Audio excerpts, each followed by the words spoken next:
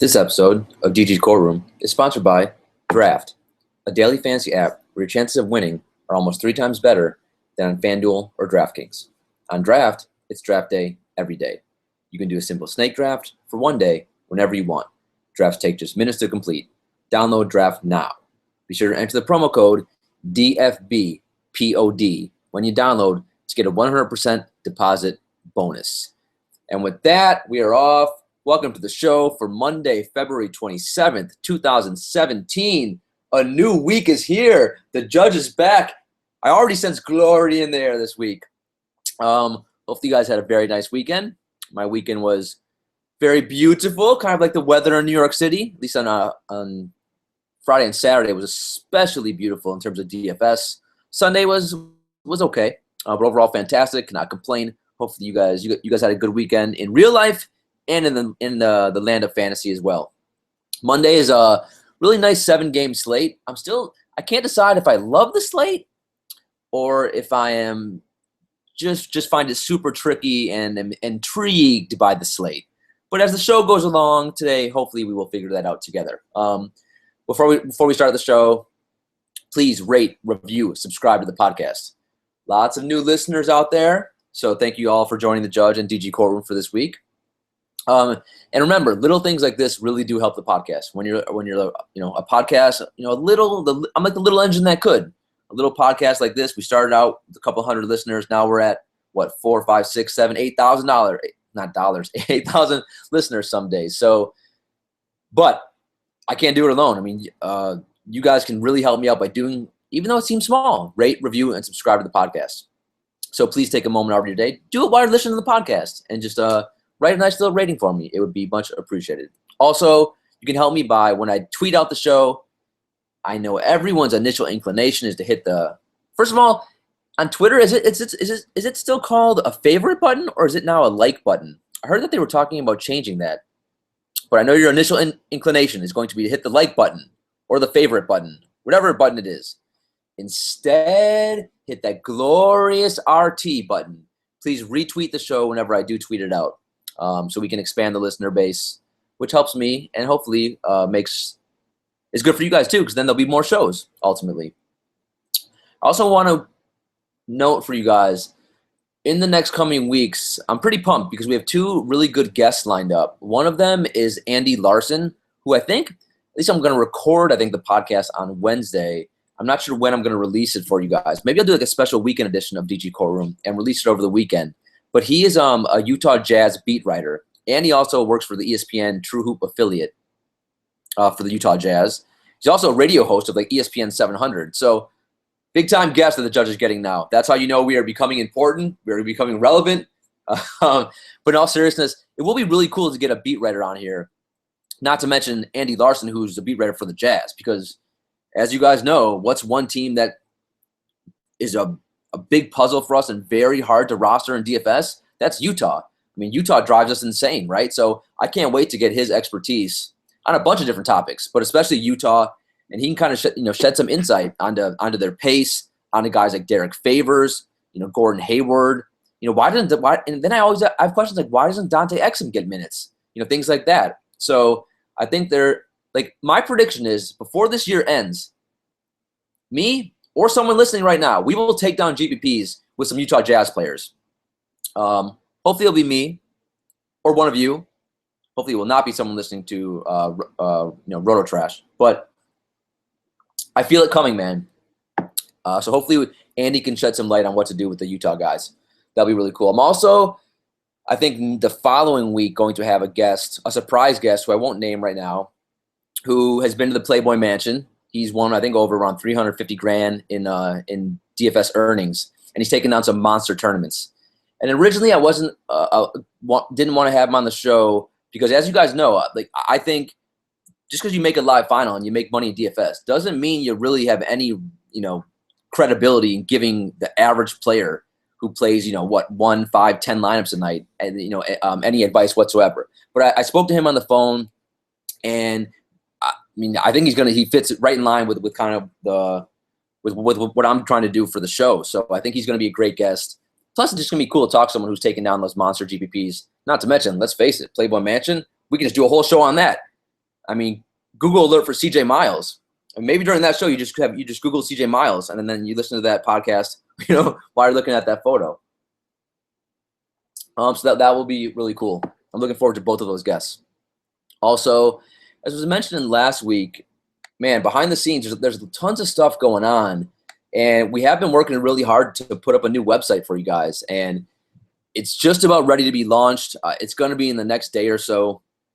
We're also going to start doing really cool things. I think I'm going to start doing a live show once a week. I think it's going to be on Fridays. I'm still wavering on a couple different details, so hopefully I can announce that hopefully on tomorrow's podcast, make that official, and hopefully the new website can be up Tuesday at the latest Wednesday. But so look for that. Really looking forward to that. 'Cause, not only me, but some other people have been working really hard behind the scenes to get that up and running. Also, I'm very excited that the sponsor draft is back with DG Courtroom. As you guys know, I love the app. So please, if you haven't downloaded it, there's a lot of new listeners out there. So please download the app Draft. And when you do, use the promo code DFBPOD. Remember, if you cannot find out where to put the promo code, just send me a tweet at DanielAGreen1, or you can email me. You can go right now. You can go to dgcourtroomdfs.com. The new website is just going to be dgcourtroom.com. But just holler at me, and I will make sure. And let me know what your username is on the app, and then I will make sure you get credit for it, and the judge gets credit for it as well. So let's see how many. Let's try. Honestly, let's try to get some new people signed up for the app. I'm telling you, it's a. I'm not just saying because they're a sponsor. I play all the time. It's basically doing snake drafts. You pick 2 guards, 2 forwards, 1 center. It takes like a minute or 2 to do the draft. Real easy to do. So please do that. Also, if you've been listening to the show for a while, you probably have seen that every Wednesday we unleash Judges Chambers bracket on draft. And that I think we'll be back again this Wednesday. It's probably going to be 128 spots, a $10 entry fee, but it's 7 days. Each day is a head-to-head battle. It's bracket style, like the NCAA tournament. Just tons of fun. So I'm looking forward to that. So please, and if you do enter that, let me know, because the judge wants to know which listeners are entering those tournaments as well. I love to keep track of all that stuff. All right, so let's talk a little bit about Chambers. So what is Chambers? Chambers is basically just a tournament, a DFS tournament that we run on FanDuel, on DraftKings, on Draft, that has some of the best players in DFS across the entire land. And we usually run three on FanDuel, 20 people each, 1 on DraftKings with 50 spots. The winners on Sunday on FanDuel, we had Armando Cosme, put up a nice score of 338 on Sunday. His 3rd win of the year, his 12th cash, and then Slappy DFS, or Slappy 1975, I think he goes by his name on Twitter, his 6th win and 16th cash. And we also have power rankings for Chambers. I think Slappy is ranked, I think he's like third or 4th in the power rankings. On DraftKings, congrats to Bay Ridge Bookie, put up a score of 317. And then Guru 5050 took 2nd, and T-Spear took 3rd.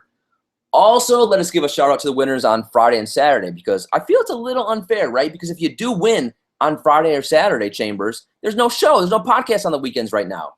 So a quick shout out to What Up Doe 88. He won the DraftKings Chambers on Saturday. And on Friday, Too Tall Jamal won the DraftKings Chambers. On FanDuel, the judge, I was fortunate enough to take down all of the Chambers on FanDuel on both Friday and Saturday night. And so hopefully, I had a lot of you guys following with me on Twitter. I was able to. I was in the hunt to take down some decent sized tournaments on both Friday and Saturday, and it was a lot of fun. So I know a lot of you on Twitter were following with me. I think I finished on Friday. I think it was 3rd in the $10 single entry, and then on Saturday I think I finished maybe 4th in the $25 single entry and 6th in the $10 single entry. So I think total I made close to about $4 grand, or like 3,500 on all sites for those 2 days, which was cool. I mean, it was interesting at the time, like, and if you play DFS long enough, you've been there. I mean, you get brutal losses where things happen that you're just like, that's not possible. You think you're gonna take down a tournament, you're pretty close, and then weird bounces happen. For me, on both nights, something bizarre happened. On Friday night, so I was actually in first place, and I was feeling pretty confident, as confident as you can feel, when you're sitting on top of the leaderboard with still like a whole game to play. But one guy who I was not, like, Brooklyn was playing Denver, and that game wasn't on my radar because Brooklyn was up. Actually, sorry, Denver was up over 20 points going into the fourth quarter, so I figured, all the starters are going to be rested. I didn't have to worry about anyone else from that game. But slowly but surely, I see like people creeping up the leaderboard as Gary Harris, like Mike Malone kept in Gary Harris in the fourth quarter, and Gary Harris starts hitting some threes, and slowly, I'm still in first, but I see guys creeping up the leaderboard to 9th, 8th, 7th. Meanwhile, Gary Harris is bombing away, which is funny because if you watch Denver play, they have so many scores. There's certain games where Gary Harris stands in a corner and doesn't touch the ball for about 8-9 minutes straight. This was not one of those games. He also had his career high that game. Go figure. Anyway, long story short, Denver gets up 30 points, and Mike Malone keeps in Gary Harris with 6 minutes to go in the game. Now it's not the fourth quarter. It's 6 minutes to go. And I'm thinking to myself, what? This cannot be happening to me. And sure enough, Gary Harris with 6 minutes left. I have a 2-point lead.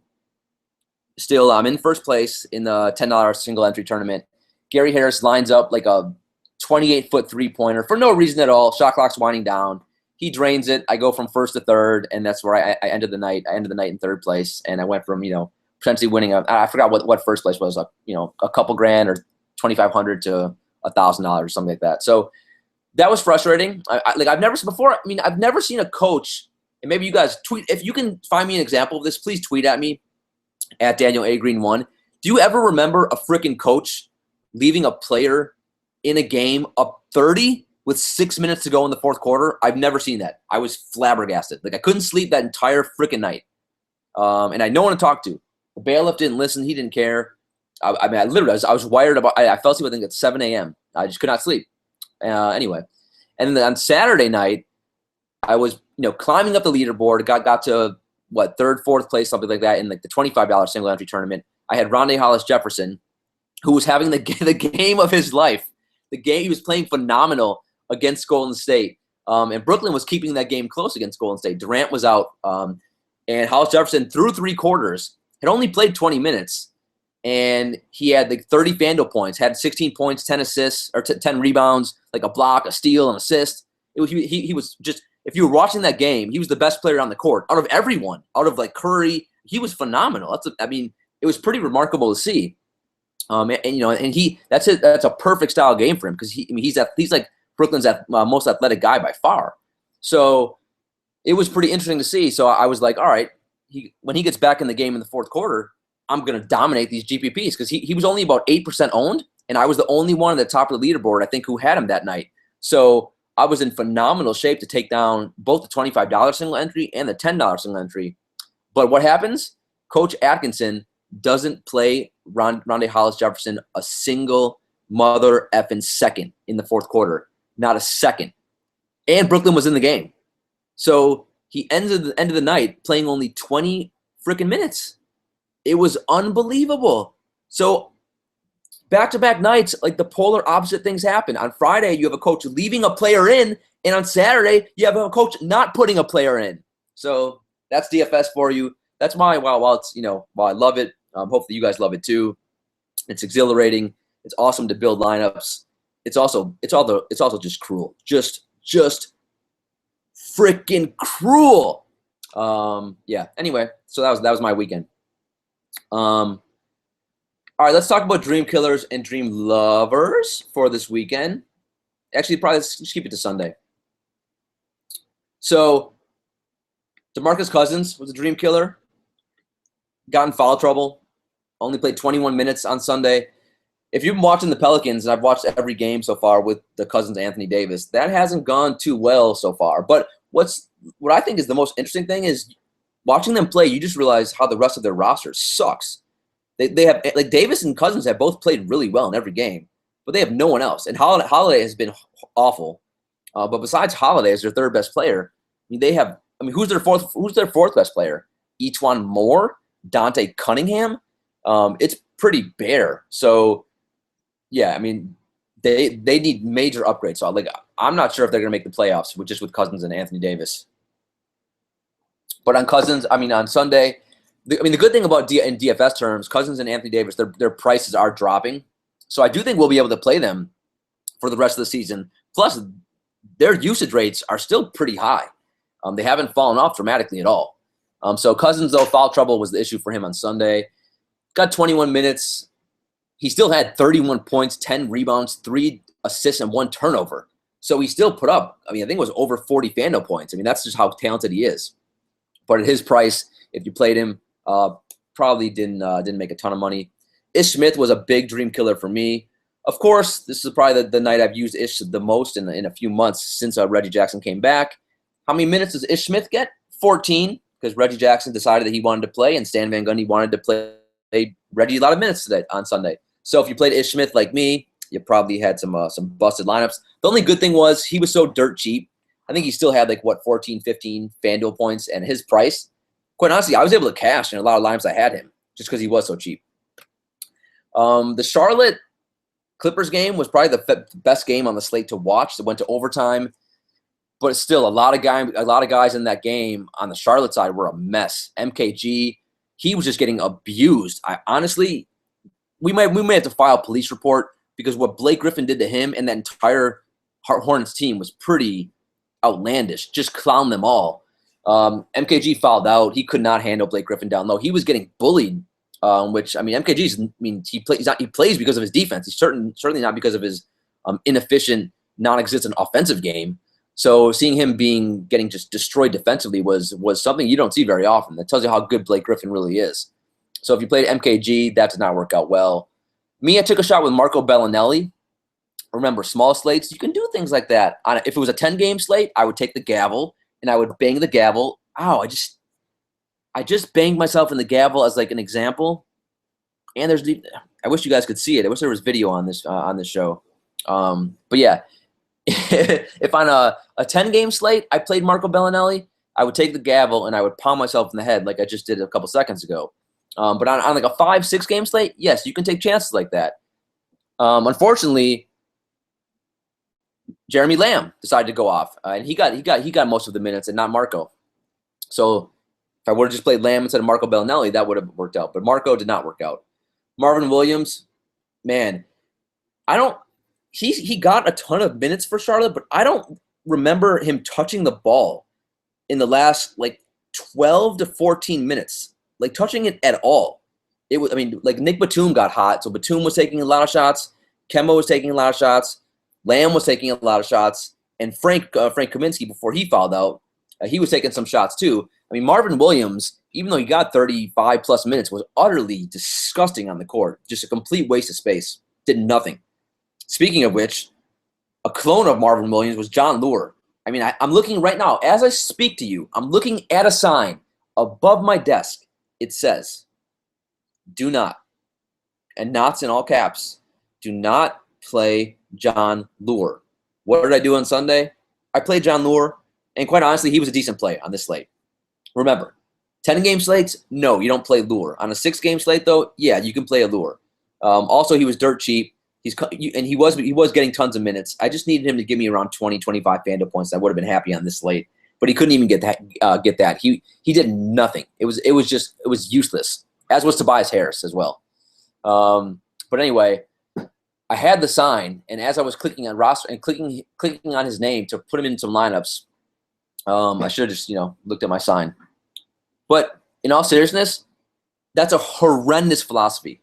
You should never feel that way about anyone. You will never. If your philosophy in DFS is I will never play a certain guy, you will not win tournaments. As much as we joke about it, we joke about hashtag those.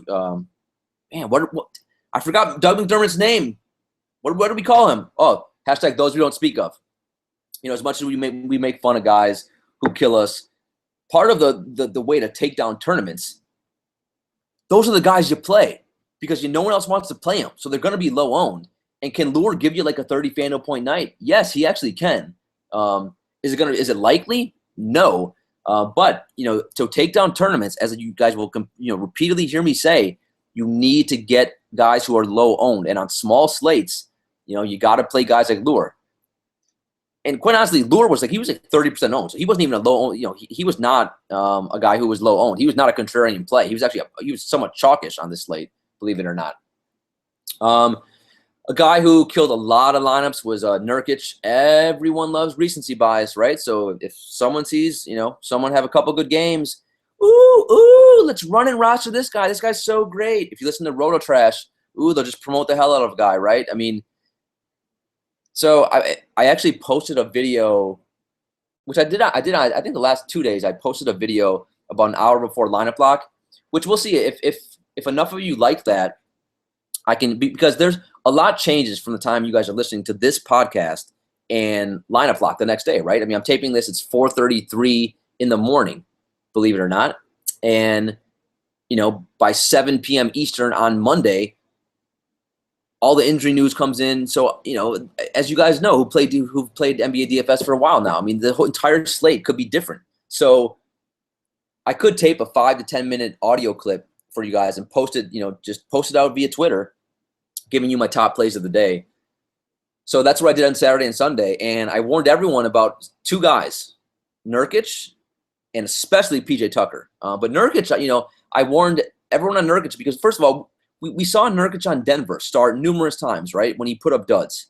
Also, Terry Stotts is known to play Russian roulette with his big men. So the last two games have been, especially encouraging. But Nurkic wasn't cheap now. He was about 5.5, 5.6K. At least he was on FanDuel. On DraftKings, I don't remember what his price was. So he was not a lock by any means. And what did he do? I think he picked up 2 fouls in the first 2-3 minutes of that game. So he ended up, and as you've heard me say in numerous podcasts, I cannot remember a guy picking up 2 fouls early in the first quarter and still hitting value. I don't know what goes on psychologically to a player, but they're basically useless the rest of the game. Like, I would love to just, after someone picks up a second foul, like, take them out of the game and bring them right to like a neuroscientist or someone who can measure their brain activity so we can figure out why the hell can't you hit value? Like, what goes on? Like, why can't you still fucking try hard the rest of the game? I don't get it. Anyway, the other guy, Dream Killer, was PJ Tucker.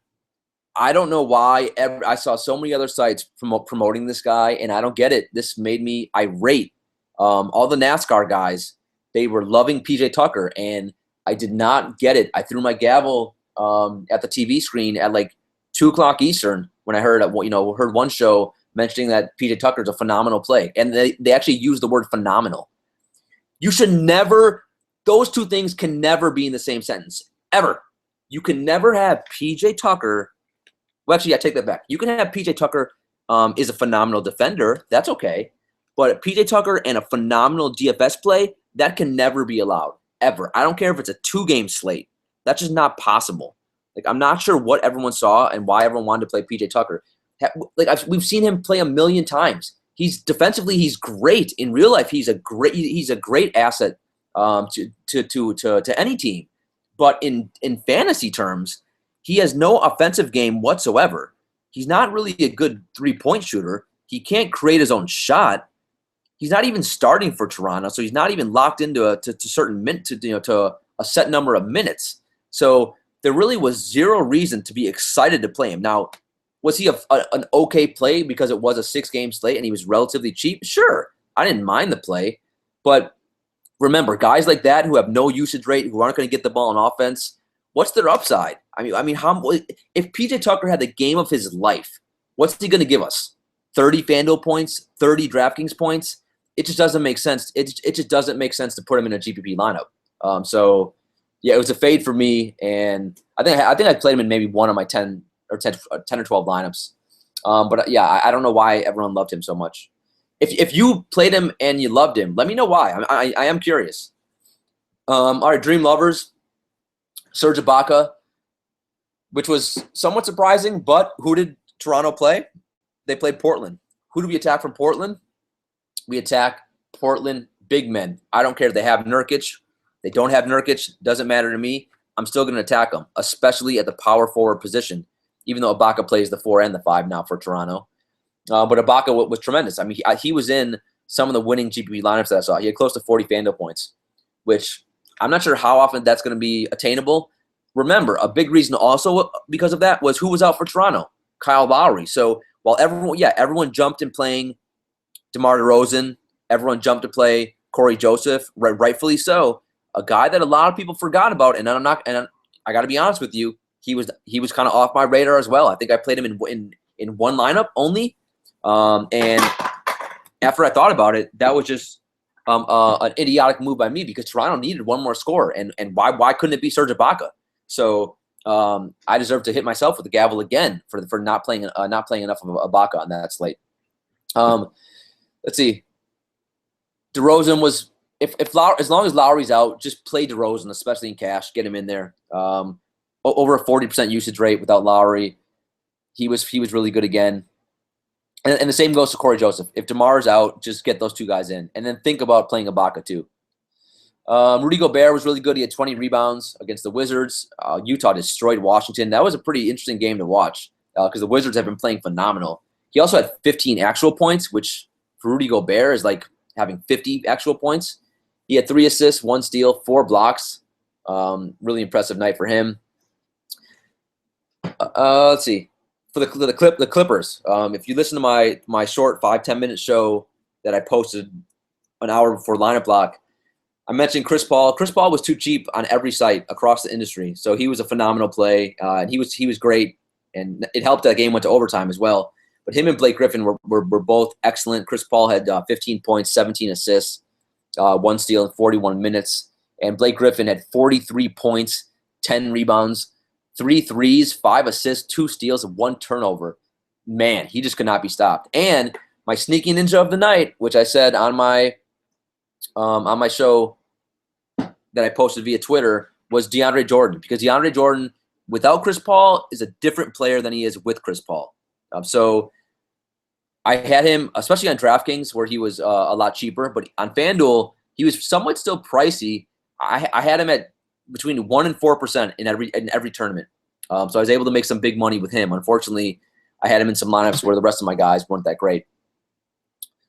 And Nick Batum. Nick Batum had a bizarre game because if you watch that Charlotte game, he was dreadful in the first half. I think at the end of the first half, he couldn't have had more than 12, 13 FanDuel points or DraftKings points. He was a mess. He was basically just lifeless and passive. He was a tin man, quite honestly. And the second half, he came to life. He had 8 3-pointers in the second half alone. It was I'm not sure what the hell what kind of drugs he took at or energy drink he took at during the halftime, but whatever he did, it was pretty phenomenal because he ended the night with 31 points, 8 rebounds, 4 assists, and 1 block. All right. Let's talk injury news for Monday. Golden State is playing, which sucks. What makes it even worse, though, is Kevin Durant, who was out against Brooklyn. So that put some guys in play. If all it takes for the Golden State guys to be pretty good plays is one of those big, Clay, Steph, or Durant, one of those guys to be out. Now, unfortunately, Durant's going to play. So now I hate Golden State again for this slate. Cash games. Tournaments, of course, they're always in play, and they'll probably ruin the slate, and they will be in winning lineups somehow. Embiid is still out with a knee bone bruise, which sucks, but for DFS, it means Okafor, guys like Saric, Covington, although their prices are on the rise, you'll see. Noah's still out, so Hernan Gomez and O'Quinn. Lowry is questionable. That's a big one we got to keep our eyes on because obviously if he's out, just lock and load Corey Joseph and DeMar DeRozan. Although I haven't seen their prices yet, so we'll see if the prices went up. Porzingis, questionable with a sprained ankle. If he's out, Melo becomes an excellent play. Chris Middleton is going to be out due to rest for the Bucks. So Michael Beasley, I'm telling you, could Beasley be in some winning GPP lineups on Monday? Hell to the yes. Avery Bradley, I hear he's really close to returning with he's had a sore Achilles for a year, it seems like. So maybe he'll play. He's questionable, officially questionable, but we'll see. All right, let's take a flight to Vegas, shall we? A flight to Vegas. Let's stay at the Bellagio. Oh no, my computer, what's going on? That sucks.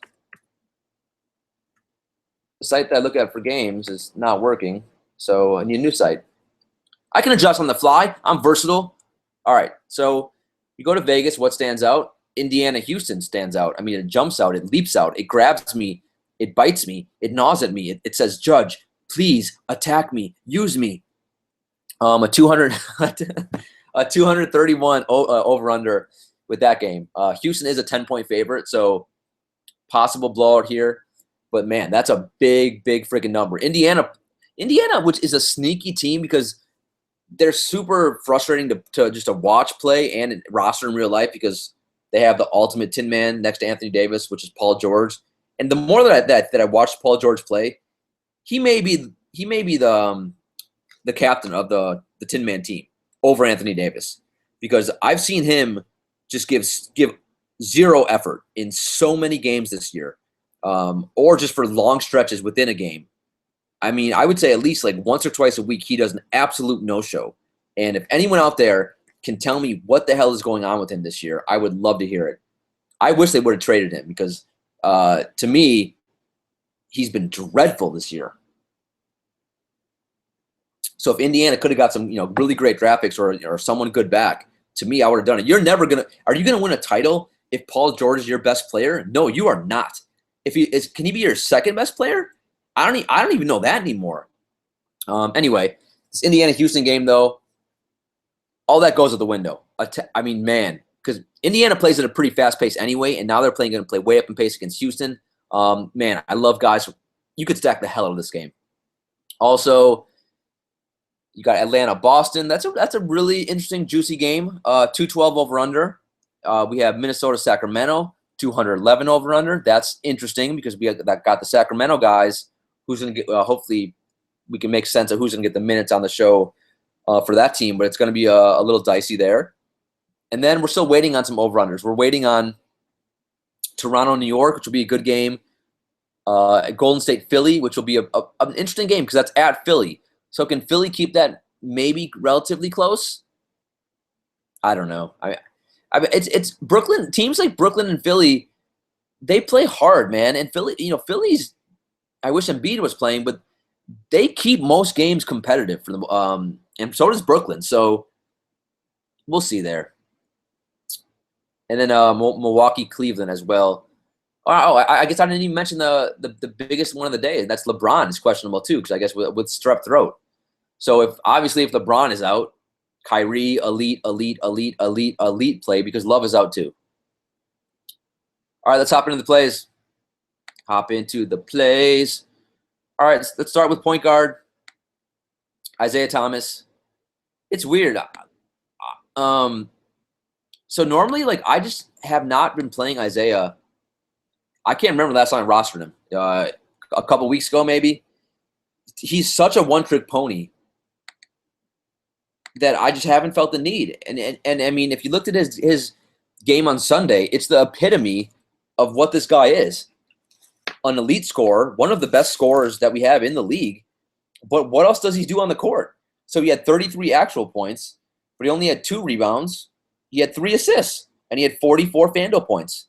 For his salary, he needs him to do more than that. Now, the good thing was, about a week ago, he was over 10K. So his price has dropped. So that makes him somewhat intriguing to me now, because I think he was 9.8K. This is the last time I did a podcast. But what even makes him more intriguing to me on this slate, who does he play? Atlanta. Let me hear it, guys. Who do we attack from Atlanta? Atlanta guards, especially Dennis Schroeder, who is one of the – if I had to list the top 5 or the worst 5 defenders in the league, at least especially at point guard, Schroeder would definitely be in the top 5, along with probably with Judi Dench, Lillard, Elfrid Payton, guys like that. So Isaiah should be able to feast on Dennis Schroeder. So at 9.3K, do you have to do it in cash? No, but and will I do it in cash? I'm not sure. Actually, right now I'm still on the fence because I guess it would depend. Some of it would depend if Lowry is out and if LeBron is out. But on this slate, I think he's safe for all formats because the one good thing about him, while his ceiling is not super high right now these days because he is such a one-trick pony, the floor is pretty safe. I mean, he scored over 20 actual points in about 842 straight games. So you can feel safe if you use him cash games. And on this slate, because of Atlanta, Dennis Schroeder defense, I think he's fine for all formats. I'm not going to mention much Golden State guys on the show because you know how I feel about Golden State. Tournaments only, tournaments only, tournaments only. Kyrie Irving, if LeBron is out, safe for all formats. If LeBron is playing, I'm not going to pay 9.1K for Kyrie Irving against the Bucks, who play at a really slow pace and who defend the point guard position pretty well. So it all depends on if LeBron's playing. Dragic is 7.7K against Dallas. Yeah, you know what? I've watched Miami the last few games, and I feel no need to play Dragic whatsoever. His minutes have not even been great. They've been like 28, 29 the last two. Remember, Miami's fully healthy now. So they have Tyler Johnson. To everyone's surprise, at least especially mine, Deion Waiters plays a lot of backup point guard as well. He handles the ball a lot. They also, Josh Richardson is now back. So against Dallas, do I feel need to play anyone in Miami, Dallas? With a 200 over under? No. If in terms of if there was a game that you could fade, it would be Miami, Dallas. Jeff Teague, 7.3K. I like every Indiana Pacer. So against Houston, with that 230 over under, that's something that I'm going to take advantage of. I'm going to attack. So I will play a lot of Teague on this slate. Ricky Rubio, 7.2K against Sacramento. I don't mind it. It's okay. If I had to choose between Rubio and Teague, basically the same price. Give me Teague for both cash and tournaments. I'll tell you what, though. If you do play Rubio, there's no reason to play Rubio alone. You have to play him with either Wiggins or Towns. Because remember, you're playing Rubio for what? Assists. He's not going to score actual points. So if you play him and you're hoping to take down a tournament, it's because you're hoping he's going to get you, 14, 15, maybe even 16, 17 assists. All of those are going to go to either Wiggins or Towns. So just be smart. And if you want to play Rubio, put him with Wiggins or Towns, who are both good plays on this slate. Dennis Schroeder, 6.5K. I love this. I love stacking this this Boston Atlanta game. It was the first game that when I made a lineup, the first thing I did was I stacked this game, and my 2 point guards were Isaiah Thomas and Dennis Schroeder. So quite honestly, and also if I'm making my list of worst defenders in the league for point guard, Isaiah is probably on the list too. He's Isaiah and Dennis Schroeder might be the worst and second worst defenders in the NBA. So Schroeder safe for all formats. Darren Collison, 6.2K. Man, so 2 games that Kings have had 2 games so far without Cousins. He has had 40 and 20 FanDuel points in those 2 games. Although I think they got blown out by Charlotte. The minutes, I was expecting him to play 35 plus minutes. The minutes have been not as high as I would like, but still remember there is no Cousins there, so he has all the usage in the world, all the shots in the world. So at that price, to me, I'm almost happy he's coming off of a bad game. And remember, what do I love?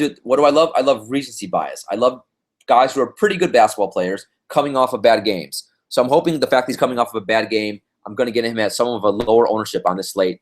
Safe for all formats. If you want to go to prison on Monday and play Derrick Rose, 6.1K, you can. The one thing I'll say with this, if Lowry's playing, I don't really feel the need to play Rose at all. If Lowry's out, Corey Joseph is like 4'7" tall. He's a midget, and I like midgets in real life. But for basketball players, they have trouble defending. So if Corey Joseph is starting, I don't mind playing Derrick Rose. But still, I'm not super excited for him ever. Then you got guys like T.J. McConnell, Tyler Johnson, Patrick Beverly, Yogi, Ty Lawson.